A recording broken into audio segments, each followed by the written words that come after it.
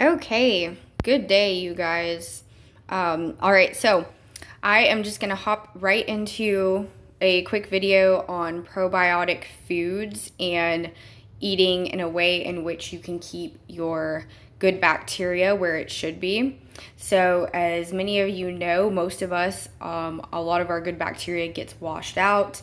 Most of us do not have the amount of good bacteria we should have in our bodies, which has a whole lot to do with our immune systems and our digestive systems.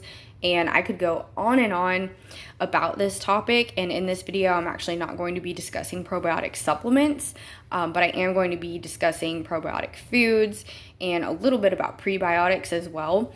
So basically, prebiotics are what helps probiotics do what they're supposed to do in the body. So you really want to have both in your diet, prebiotics and probiotics. So when it comes to prebiotics, we have dark chocolate cacao powder. I've talked about this in one or two of my videos before, but this would be kind of a little something that I would consider a prebiotic, as well as green tea and a few other things, but I consume green tea and cacao pretty much every day. So just kind of a quick example of what prebiotics are, but there are quite a few out there, and those are just the two main ones that I want to discuss because of their massive health benefits. So when it comes to probiotic foods, I do also recommend that you do incorporate a probiotic supplement, and really it just kind of depends on what you want. Sprouts has some really good probiotic supplements, and I think there's one called Garden of Life, which is like my favorite and I think is the most potent one out there. But something just really basic, something like acidophilus, and you can also just do things like kefir shots. Kefir is like really cultured thick milk type stuff, and it's very rich in probiotics. So I use a lot of kefir myself, and it just comes like in basically like a small milk type container. And some people don't like it. I think it tastes okay, but I do consume it a lot. It's a lot like yogurt. So when it comes to yogurt, some people don't consume yogurt because it is dairy.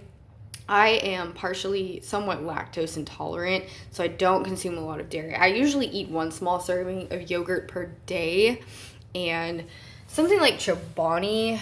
I occasionally eat Chobani, and it's an okay brand. You just have to be careful with the amount of sugar that you're getting in these products, because a lot of them, they do contain a lot of sugar. So I usually actually get mine plain. And then when it comes to yogurt for my son, he's almost 5 and he loves Gogurt. So I'm not the biggest fan of this right here because it contains more sugar than what I would like. And obviously it does say no high fructose corn syrup, no colors or flavors from artificial sources, good source of calcium, etc., blah blah blah. So these are like okay. I mean, there's nothing artificial in it, but the sugar content, something you want to be wary of.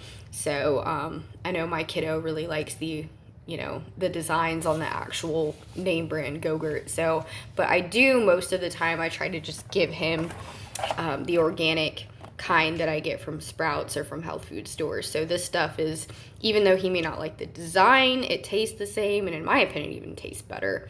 So, and I mean, it's really the same thing, it's just in a different package. So I recommend this product a whole lot. This is like my favorite yogurt tube product.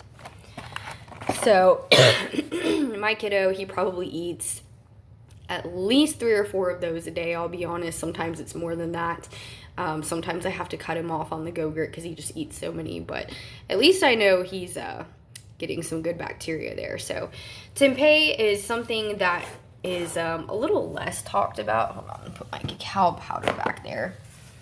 Tempeh is something I've been eating for several years now. I don't eat it just a whole lot, but lately I've been incorporating it, and I guess it was about a couple weeks ago, I got really sick, and I was sick before that too, and I ended up with like 4 different infections, and 2 or 3 were basically all at the same time. I had like a sinus infection, an upper respiratory infection, I had pharyngitis, and in the end I ended up having bronchitis. So I took 3 different antibiotics in a in about a 4 week period, I would say 4 to 5 weeks, probably closer to 4. So, needless to say, I'm working really hard to rebuild my good bacteria because every time you take an antibiotic, it really, I mean, it kills the good bacteria too. So it knocks out so much of your good bacteria. And so I try to, every time I take an antibiotic, I have a protocol that I follow to